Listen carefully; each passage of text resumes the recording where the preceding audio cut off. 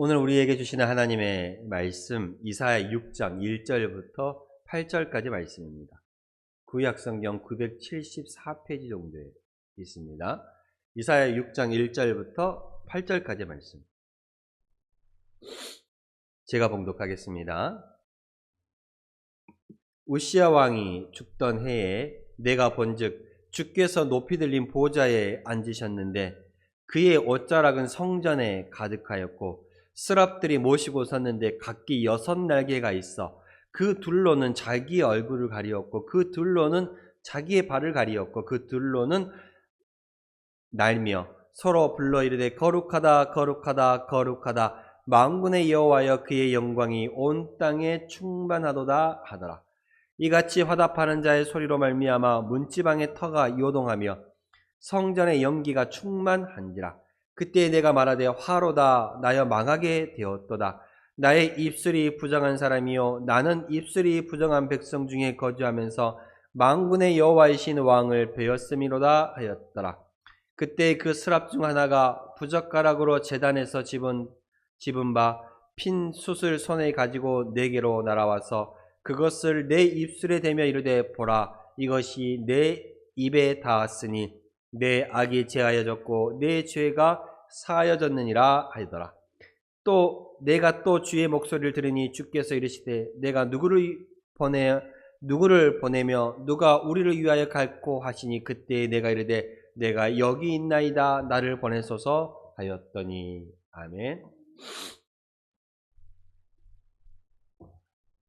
이사야 선지자는 하나님께서 내가 누구를 보내며 누가 우리를 위하여 갈고 라고 말씀하셨을 때에 즉시 내가 여기 있나이다 나를 보내소서라고 응답하였습니다.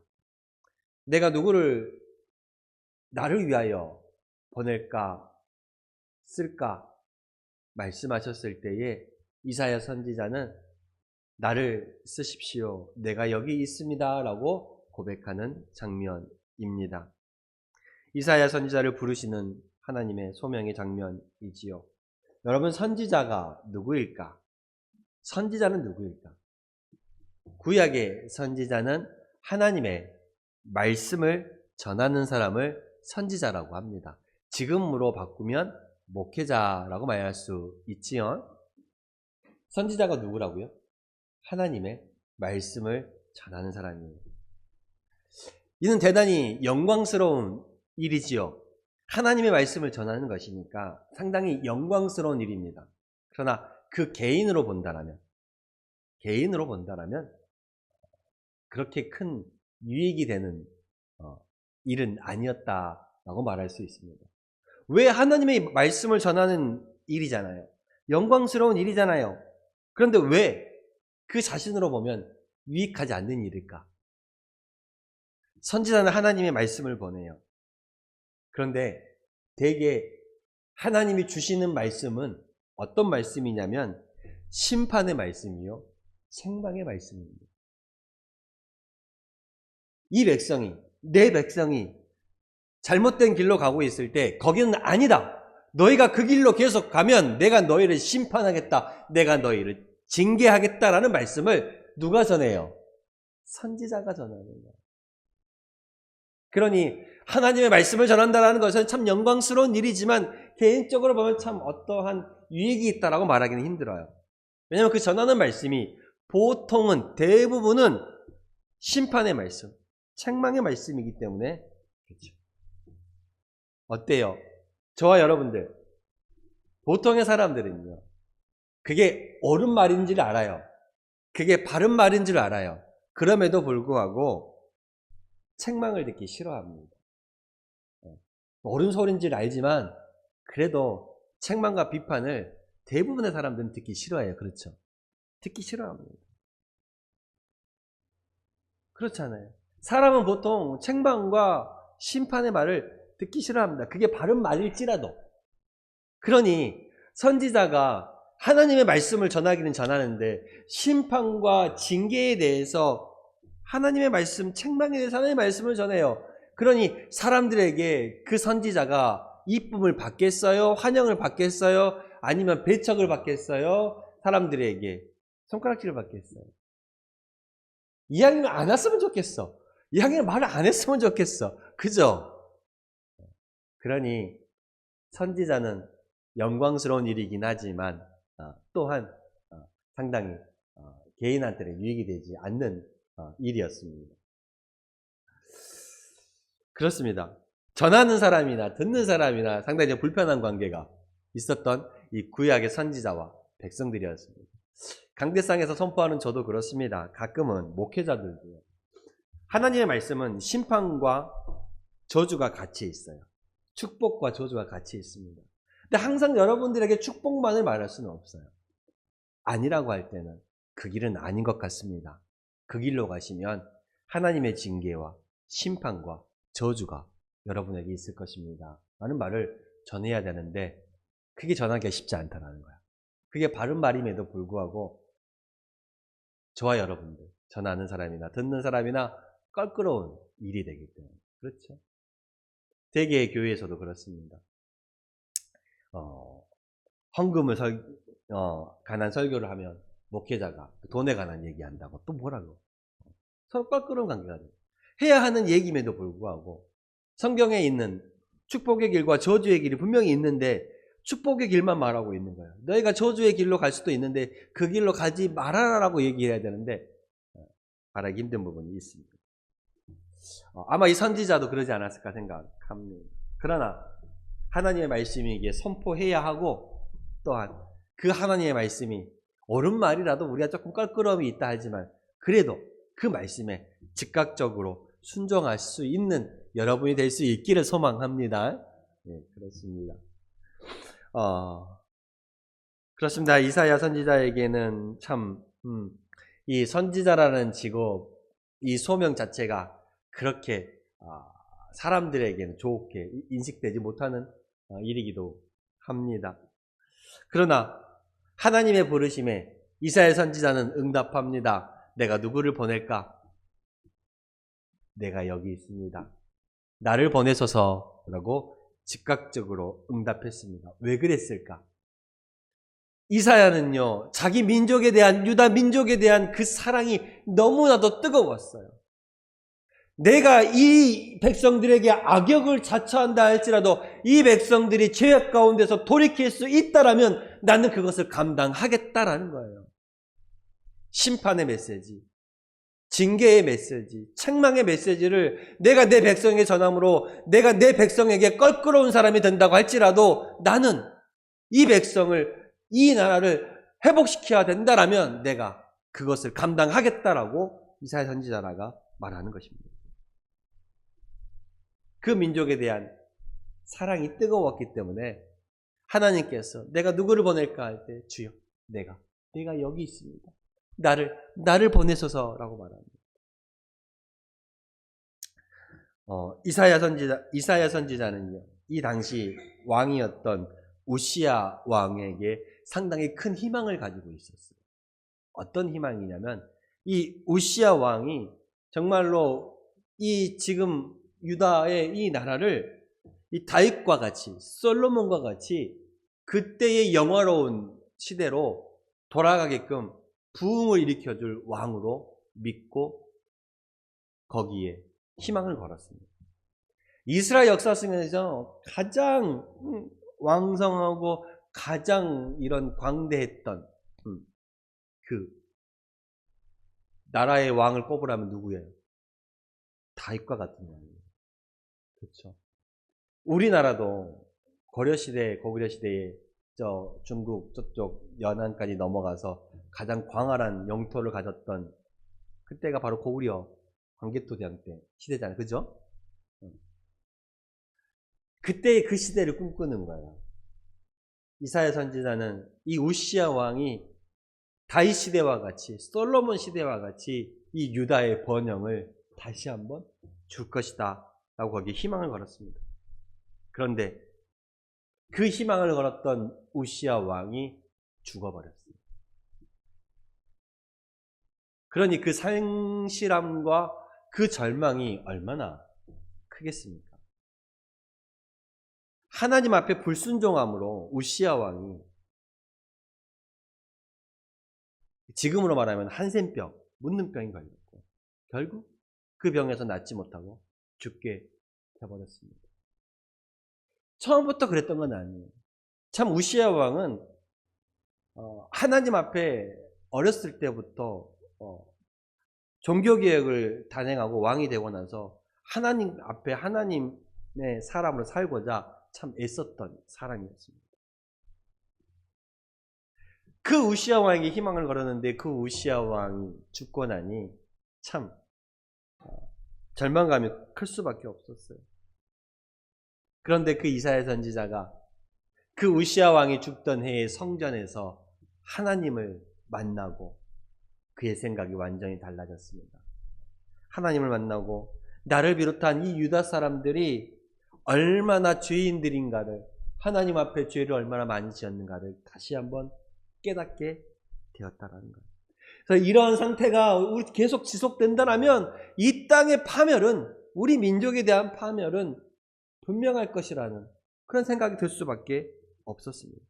그래서 이사야 선지자는 하나님의 부르심이 있자마자 내 민족에 대한 사랑의 감정으로 내 민족을 살리고자 내가 여기 있습니다. 나를 보내소서 라고 즉각적으로 응답했던 것입니다. 이사야 선지자는 우시야 왕이 죽던 해에 성전에서 하나님을 만나는 체험을 하게 됩니다. 여기 보시면 6절에 우시야 왕이 죽던 해에 내가 본즉 주께서 높이 들린 보좌에 앉으셨는데 그의 옷자락은 성전에 가득하였고, 주께서 높이 들린 보좌에 앉으셨음을 그걸 보기는 체험을 하게 됩니다. 이건 참 큰 의미가 있어요. 어떤 의미가 있어요? 지금 이 이사야 선지자에게 이것은 새로운 소망과 새로운 희망을 줍니다. 왜요? 우시야 왕이, 그 당시에 이사야 선지자였던 우시야 왕이 유다와 이 유다의 이 번영을 어떤 시대와 같이 번영을 일으켜줄 거라고 생각을 했어요. 다윗과 솔로몬 시대와 같이 번영을 일으켜줄 거 생각을 했어요. 그런데 거기에 소망을 두고 거기에 희망을 두었습니다. 그런데 그 왕이 죽고 말았죠. 교만해져서 하나님 앞에 범죄하고 그 심판과 징계로 말미암아 우시야 왕이 한센병, 문둥병에 걸렸습니다. 그래서 결국 별궁에 따로 지내게 되는데 결국 그 가운데서 죽어버리게 된 겁니다. 절망감에 사로잡혀서 하나님의 성전 앞에, 하나님의 전 앞에 나와 하나님 앞에 기도하며 엎드리면서 하나님, 내가 우시야 왕을 바라보며 거기에 소망과 이 나라의 회복과 부흥을 꿈꿨는데 그것이 무너졌습니다. 어떻게 해야 될까? 그때의 하나님께서 이사야 선지자를 만나주시는 거예요. 어떤 모습으로 만나주시는 거예요? 높이 들린 보좌에 앉아 계신 모습으로 이사야 선지자를 만나주는 거예요. 높이 계신 보좌에 앉아 계신 모습으로. 왜 하나님은 하필 저 하늘에 높이 들린 보좌에 앉아 계신 모습으로 이사야 선지자에게 보였겠습니까? 이 세상의 모든 일들은 이사야, 네가 생각하는 것처럼 우시야라는 어떤 특별한 한 사람, 어떤 왕을 통해서 이루어지고 바꾸어지는 것이 아니라는 거예요. 세상을 주관하시고 세상을 이끌어 가시는 하나님에 의해서 바꾸어진다라는 것을 보여주시기 위해서 저 하늘 높이 저 주의 보좌에 앉아 계신 하나님의 모습을 보여주는 거예요. 사람은 아무것도 아니다라는 거예요. 네가 그 왕을 의지했지만 그 왕보다 더 높은 보좌에 앉아 계신 하나님을 보여줌으로 말미암아 네가 정말 의지해야 될 사람은 사람이 아니다, 왕이 아니다, 하나님을 의지하라라고 말씀해주고 있는 거예요. 환상 가운데 세상을 보지 말고 사람을 보지 말고 저 하늘을 바라보며 하나님께 소망을 두라. 천지 만물을 지으시고 흥망성쇠가 달려있는 그 하나님께, 그 보좌 위에 앉으신, 하늘 보좌 위에 앉으신 하나님을 바라보라. 거기에 소망과 거기에 희망을 두라 라는 바로 그 말씀이에요. 이사야 선지자는 우시야 왕이 바로 죽던 그 해에 하나님을 만나게 됩니다. 그 성전 가운데서 주의 높은 하늘 보좌에 앉아 계신 하나님을 만나게 되는 거예요. 어찌 보면 이 유다를 바꾸기 위해서 이사야가 걸었던 희망은 우시야 왕이었습니다. 그래서 이사야 선지자에게 있어서 우시야는 어쩌면 그가 의지하고 그가 희망을 걸었던 만큼 그에게 있어서 하나의 우상이 되지 않았나 싶었습니다. 그 우시야를 통해서 바뀌어질 거라고 생각했던 거죠. 어쩌면 이사야에게는 있어서 우시야는 우상이 되어버렸다는 거예요. 여러분에게도 그런 모습이 없습니다. 살아가면서 저 높은 하늘 보좌에 앉아 계신 하나님을 바라보며 세상과 사람을 바라보며 의지할 것이 아니라 하나님을 믿고 의지해야 하는데, 내가 이 이사야 선지자가 우시야 왕을 바라보았던 것처럼 나도 살아가면서 세상 가운데 사람을 바라보며 그 사람에게만 의지하려고 하는, 여러분 가운데 그 우시야와 같은 우상이 있지 않은지 한번 생각해 보십시오. 끊임없이 내 안에 있을 수도 있는 이 우시야와 싸워야 한다는 것입니다.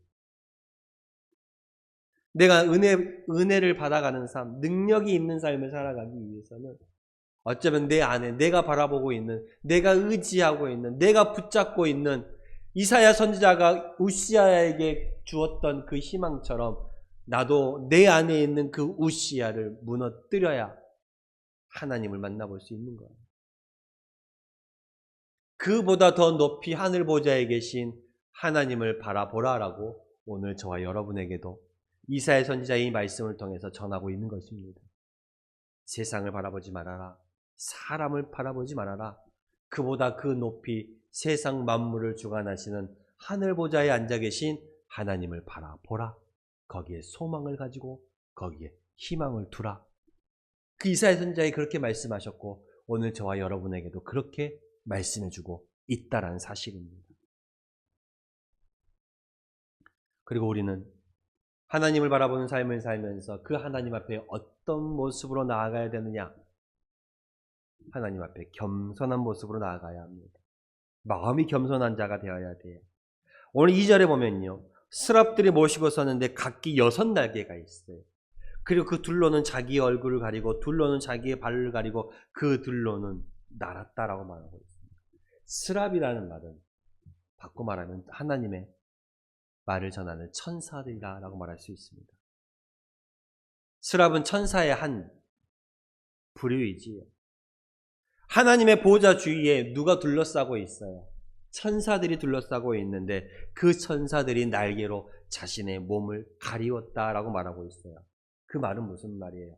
이사야 선지자가 환상 가운데 주의 보좌에 앉아 계신 하나님을 바라보는데 그 하나님의 보좌의 주위에 천사들이 있고 그 천사들은 자기의 몸을 가리고 있었다라는 거예요. 날개로. 그럼 이사야 선지자는 누구를 중심적으로 바라보게 돼요? 하나님을 바라보게 돼요. 천사들은 그 모습을 가리우니 하나님께 초점을 맞추게 됩니다. 이 천사들이 자기의 모습을 가리우면서 오직 하나님만 영광되게 보일 수 있도록 그렇게 겸손의 모습을 보여주는 거예요. 그러면서 뭐라 그래요? 거룩하다, 거룩하다, 거룩하다. 만군의 여호와여 그의 영광이 온 땅에 충만하도다라고 찬양하고 있습니다. 여러분, 가리운다라는 것은 감춘다라는 것이고, 그렇죠?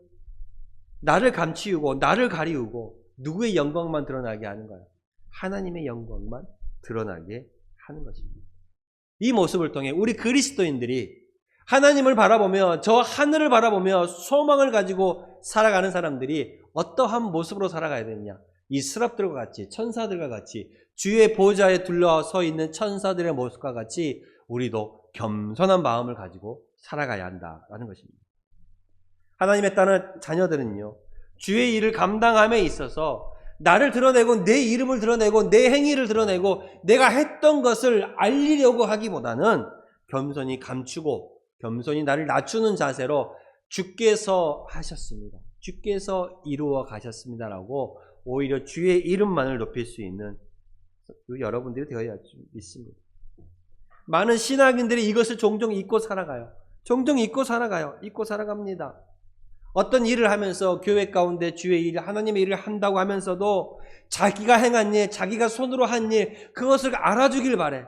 남들이 칭찬해 주길 바래. 남들이 잘했다라고 말해주길 바래.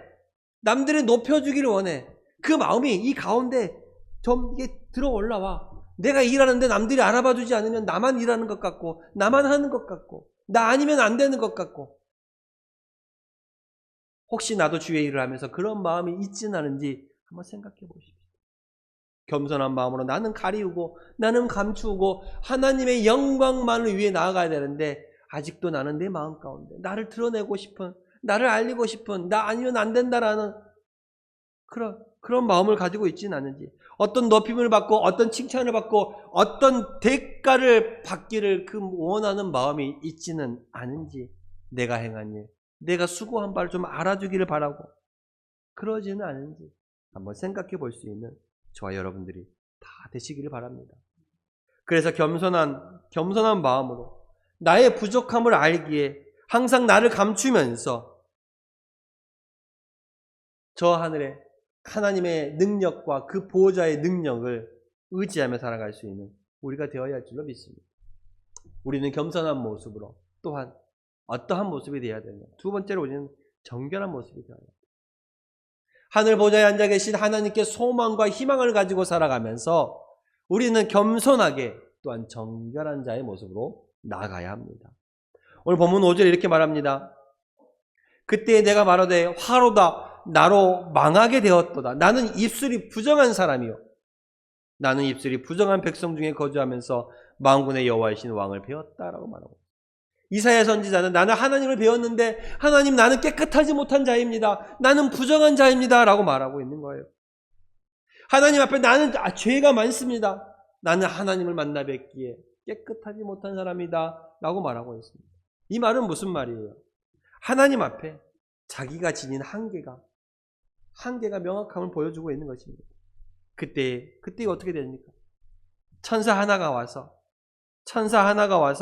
제단에 핀 숯을 가져다가 이사야 선지자의 입술에 대어줍니다. 그러면서 말합니다. 이것이 내 입술에 내 입에 닿았으니 내 악이 제하여졌고 내 죄가 사하여졌다.